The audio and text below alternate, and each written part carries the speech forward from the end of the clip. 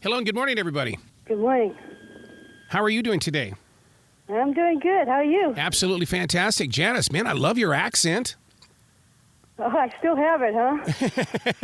I haven't been back to Boston for about 30 years. Oh, you never lose that. I mean, it was Mark Twain that used to say all the time, you don't ever lose your accent because that is your personality and that is everything you are. Everything, huh? Yeah. That's a lot. So is your book. How is it that you can have so much of a real world inside this book? I mean, you really don't hold back when it comes to, the struggles of racism and women's rights and things. I mean, you deal with real stuff. Yeah, I feel like that's why I wrote it. I didn't really want to write a book and not say anything. But see, I like that because that's the big thing right now is that they want the authors and the poets and the musicians to start saying some things. And if it doesn't show up in print, then nobody else will talk about it. Yeah, really. So, but the other thing about it is it's not preachy. It's just telling a story, and through the story, you get the lessons. Mm-hmm. The name of the book that we're talking about is Looking Up Invasion. What led you to this title for the book? Because, I mean, you know how people are. They like to judge a book by its cover, but I believe that title is the selling point. Yeah, it's a combination of things. The Looking Up refers to the name of the farm where the aliens land, but it's also a philosophy. The farmer family came from modest means. They were poor in the Depression, and they got plucked out of the sea of migrant farm workers in California that came from Oklahoma during the Depression. And a rich guy rescued them and put them on the farm and ended up giving them the farm. And they developed a philosophy called the Looking Up Way. And the other side of it is that some of the family members have a facial deformity where their left eye is misaligned and it points up and to the left.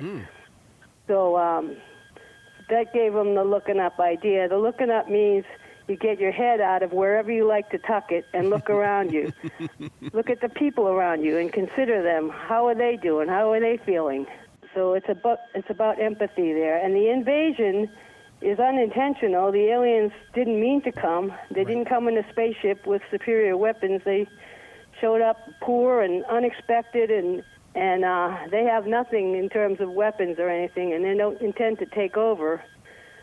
But by the end, you're wondering, with the cultural changes that they go through, just who is invading who. Yeah, right. But see, that's what's great about the way that you write books is the fact that you give us that little cliffhanger kind of an edge that makes you wonder, okay, what would happen if this were happening right now, and how would I react to it? Yeah, exactly. It's in contemporary California, and it's a real family, and how do they react to a green-skinned family that just shows up on their farm unexpectedly from a completely unknown world? Yeah. And seeing as they're desperate for help, they hire them and keep them hidden, and they get to know each other. And it's amazing what the cultural differences are, but it's kind of difficult to empathize when you have no idea where somebody's coming from. Mm-hmm. But they listen and pay attention and manage to do it anyway. And it's a lesson in how different our perspectives can be, and how somebody might seem like they're totally crazy to you, but if you take the time to understand where they're coming from and what their background is, what they're saying might make total sense to them. Yeah, it almost goes along with the things that we learned as kids. Walk a mile in my shoes, and then let's have a conversation.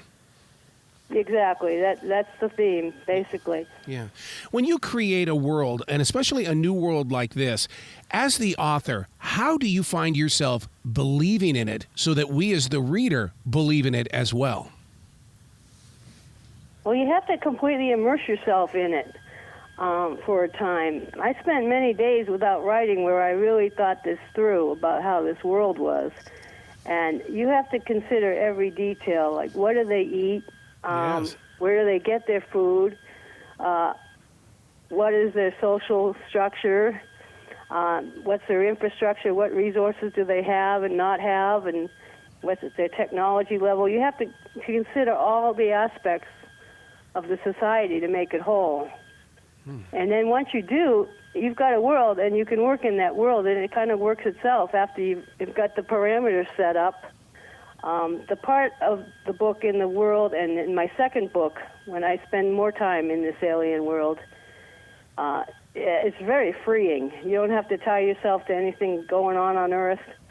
You just can immerse yourself in that world and write pretty much whatever you want as long as it's consistent.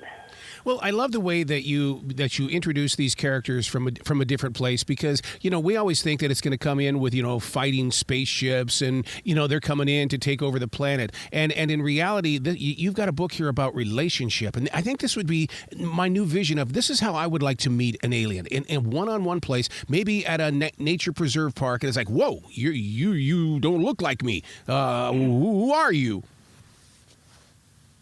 Yeah, that's pretty much how it comes up, but they show up at your door.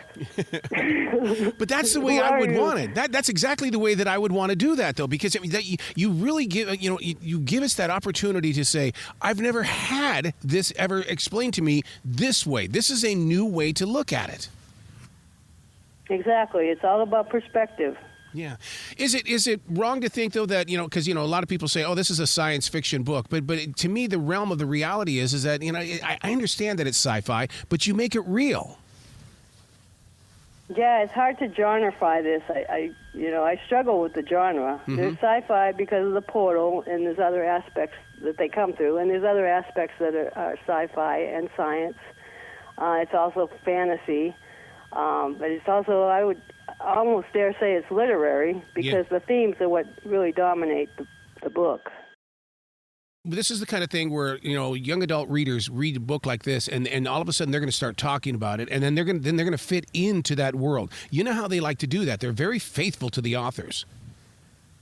Yeah, they could be really, into this world, and I'd like to see a series or a movie, but I haven't really got the wherewithal. Yeah.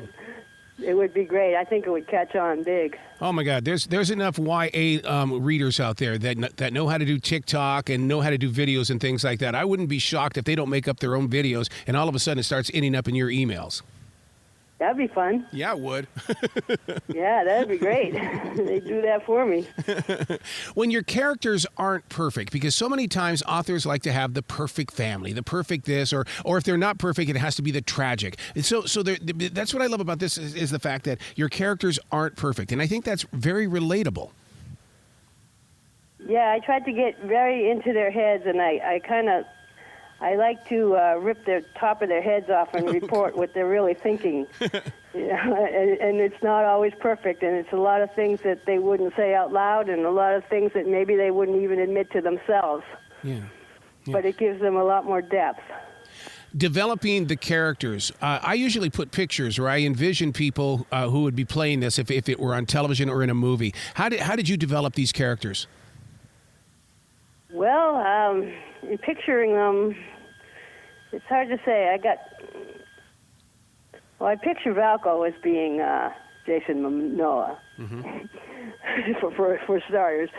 But it's just kind of, they come to me in my head, and they're whole characters. And the thing about them is I know them so well that I can just drop them into a scene and a situation, and they just take over and run with it and do what they do, and I just type as fast as I can while they're doing it, because they're so well developed that I kind of, I guess subconsciously, I know what they're going to do.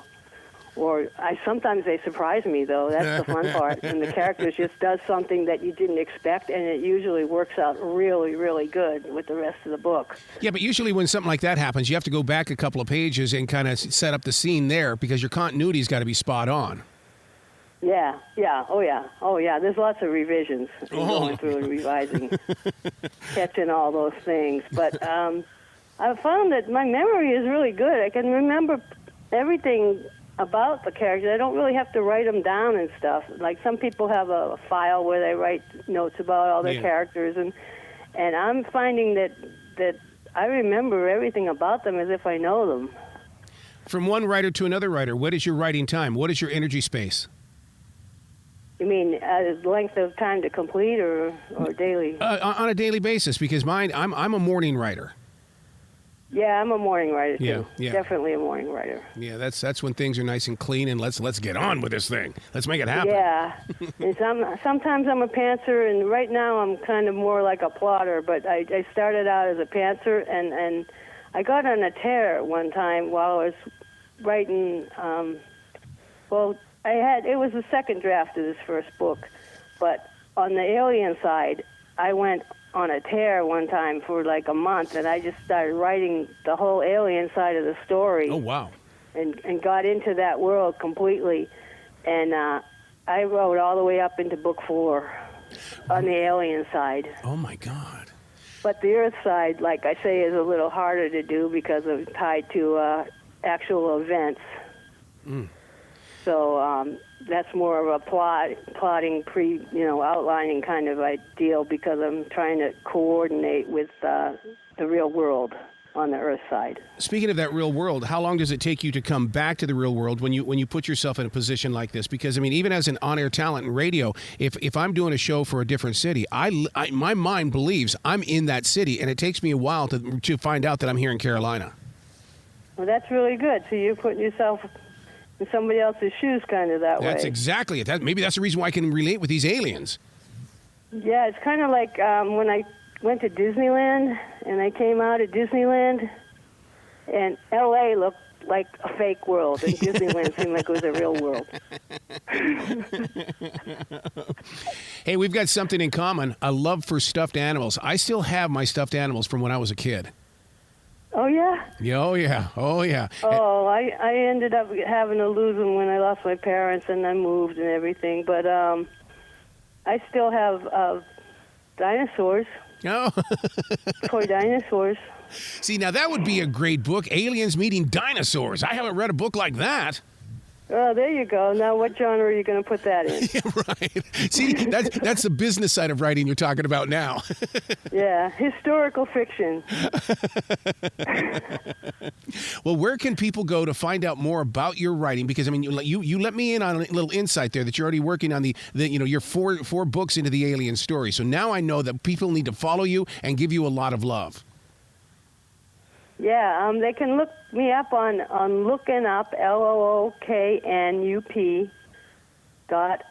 U.S. I love it. I love it. That's my website. Well, you've got to come back to this show anytime in the future because the door is always going to be open for you. Okay, well, I have your phone number, and when I get my other book, I'm hoping to get it done by summer, maybe sooner. Well, then I expect to have a conversation with you in about 5 months then.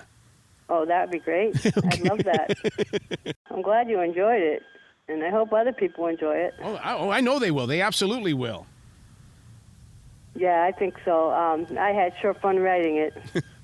Well, it shows. And I'm having fun writing the second one, although it is a little bit more difficult because it's contemporary, and I'm getting up into 2000, like year 2000. And tying it to actual events. So things are getting a little hairy now. Okay, now let's talk about that just for a second here, because that's what happened to my first book, because it's called Halloween 78, and when it started catching up to the real world, as an author, I was going, I don't know. I like writing about things in the past and living in that moment. But so what is it like for you to be able to, I mean, you're stepping up here into the 2000s, like you said. Yeah, I'm into Act of 2020 at the end of this book. See? This new book. Okay. But, well, one thing, the COVID epidemic sure hit me, because I had the first book ending in 2020. And there's a scene at the fairgrounds, which is kind of critical. And I realized about March of 2020 that wasn't going to happen. There wasn't going to be a county fair. Right. In 2020 in the fall. So I ended up backing up the whole series by 3 years. So I made the first book 2014 to 2017 instead of 2020. So I learned right then that don't write contemporary like that. Yep. You got to have a couple years because the whole world didn't know what was going to happen then. So true. All you had to say was March of 2020, and I knew exactly what I was doing at that time. Everything that we were scheduled to do, done. It was over with. And so I'll never forget that period of time. Yeah, it sure devastated everything. That's like nobody in the world knew what was going to happen next. So how could I write that? So I had to give myself a little distance. I moved everything back. And there's a lot of eclipses in there because my aliens are deathly afraid of eclipses because of their religion. Mm-hmm. I had all the eclipses tied to real time. Oh, wow. And I had to back those all out and change some of the schedule of the book to meet the eclipses that occurred in 2014 to 2017 instead of the ones from 2017 to 2020. And it actually kind of worked out better. Wow. But it was a lot of work. Wow. Well, please come back to the show in the future and have yourself a beautiful day today. I love your story. Well, thank you so much, and thanks for having me. You bet. You be brilliant.